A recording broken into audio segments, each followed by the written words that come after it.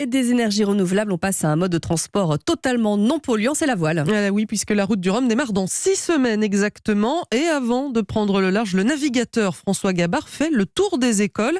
Objectif, sensibiliser les enfants à la protection des océans et inaugurer une plateforme numérique pour travailler toute l'année sur cette thématique. À Puteaux, près de Paris, une classe de CE1 a rencontré le skipper. Reportage de Louise Salé.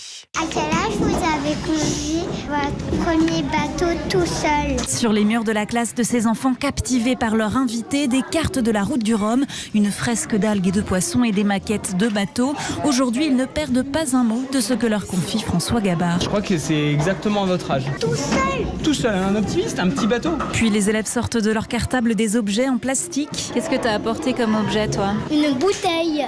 Le plastique, c'est horrible pour les océans. Si on n'a pas d'océan en bonne santé, on ne peut pas avoir de planète en bonne santé. D'autres leçons suivront dans l'année sans François Gabard, dont l'aventure inspire la maîtresse Julia Mallet. Ce projet, on peut l'utiliser dans toutes les matières, à la fois pendant les dictées, on parle des océans, de la voile, et puis en mathématiques, on fait des petits problèmes. Et on voit vraiment que les enfants ils sont beaucoup plus attentifs. Les CE1 ont aussi accès à une plateforme interactive avec des vidéos du navigateur, qui est reparti avec des dessins pour décorer son trimaran. Le reportage de Louise Salé. Et François Gabard qu'on retrouvera dans la matinale de Dimitri Pavlenko pendant toute la durée de la route du Rhum, course dont on parle évidemment d'ici quelques instants avec le tenant du titre Francis Joyon qui est mon invité juste après ce journal.